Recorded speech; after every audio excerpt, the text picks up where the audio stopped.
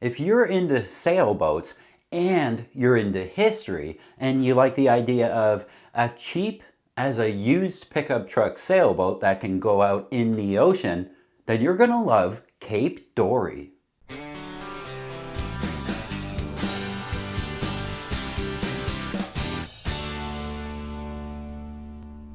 I've been hanging around the Cape Dory Owners Group on Facebook for a couple months now and watching the near 7,000 members exchange daily interactions about the Cape Dory sailboats. 7,000, which is crazy because they only just made over 8,000 boats, one of which, the Cape Dory 25D, has been single-handed across both the Atlantic, New York to Ireland, and Pacific, California to Australia, and solo navigation was completed on a Cape Dory 28. The company was founded in 1963 by Andrew Vavolotis in Bridgewater, Massachusetts. It began building a small fiberglass sailing dinghy, the Cape Dory 10.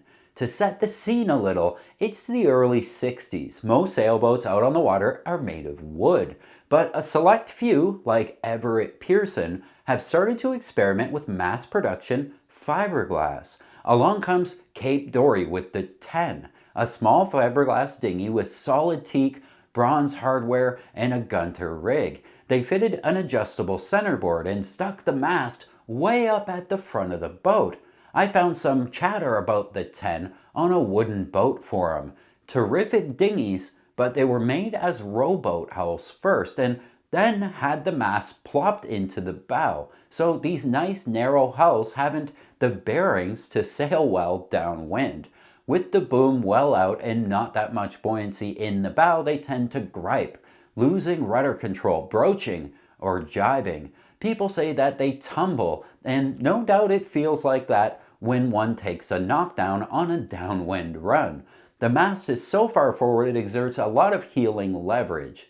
Later, Cape Dory moved to a facility in Taunton, Massachusetts, producing thousands of boats during the company lifespan. After the dinghy, it introduced the very popular Typhoon series of small sailboats. Then they moved to cruising yachts ranging from 22 to 45 feet. Cape Dory Yachts introduced the Typhoon in 1967, based on a 1960 design by none other than Carl Alberg. More on him in a minute.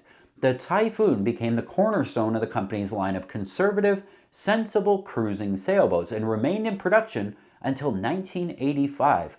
More than 2,200 Typhoons were built. The Typhoon is a full keel design with a yacht rather than a dinghy-like profile, and seems larger than she actually is when you're on one, although dimensions are a mere 18'6" LOA, 13'11" on the waterline, 6'3" beam, and 2'7" draft. Displacement is a healthy 1,800 to 2,000 pounds depending on the model.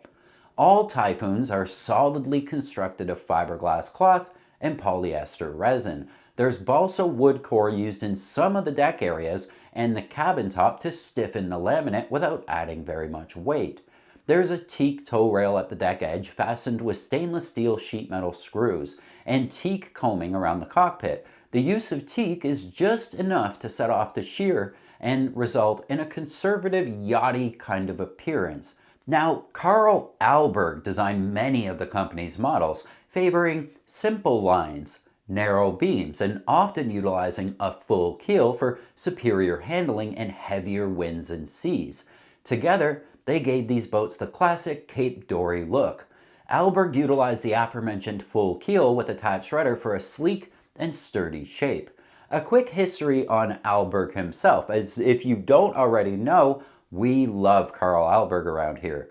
Alberg moved to the United States from Sweden back in 1925, where he began working as a rigger and then later as a spar maker. Alberg was then hired by John Alden as a designer. His successful career and current fame as a designer, however, can be linked back to his partnership with Pearson Yachts, an early fiberglass yacht construction.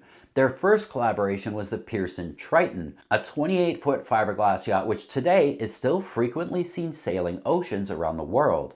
Alberg later designed several other models for Pearson yachts, and he also designed the first model for Bristol yachts. One of his most famous and popular designs is also one of his earliest, the Alberg 30, which was built by Whitby Boatworks in Canada as a one-design club racer. This boat had a record-breaking production run over 750 boats spanning 22 years and proved a good platform for ocean cruising.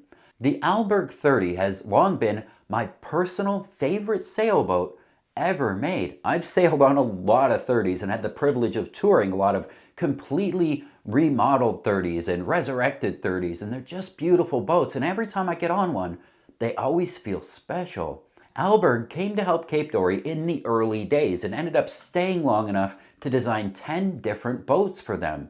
Here's an Alberg 30 and a Cape Dory 28 side by side for reference. Can you tell the difference?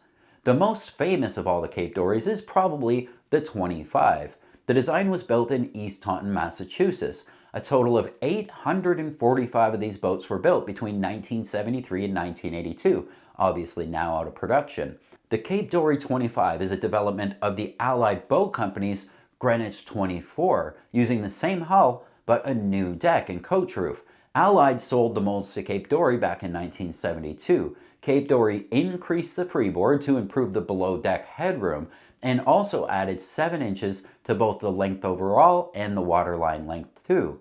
They also redesigned the interior. The Cape Dory 25 is a recreational keelboat built predominantly of fiberglass with wood trim, has a masthead sloop rig with a deck-stepped mast, a spooned raked stem, a raised counter, angled transom, a keel-mounted rudder controlled by a tiller, and a fixed long keel. Displaces 4,000 pounds and carries 1,700 pounds of ballast.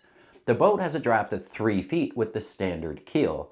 The boat normally is fitted with a small 4 to 8 horsepower outboard motor for docking and maneuvering.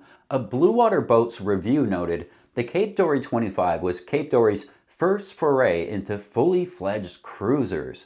The story goes that founder Andy Vavolotis got a hold of the molds for the Greenwich 24 from Allied Boat Company back in '72, raised her freeboard, improved headroom, adding 7 inches to her length.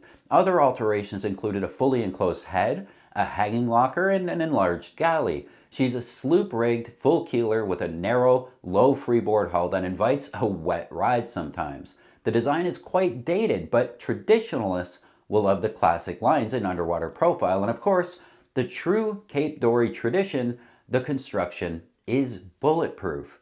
In later years, the company added pleasure powerboats to the Cape Dory line and even trawlers and some commercial boats to all of its output.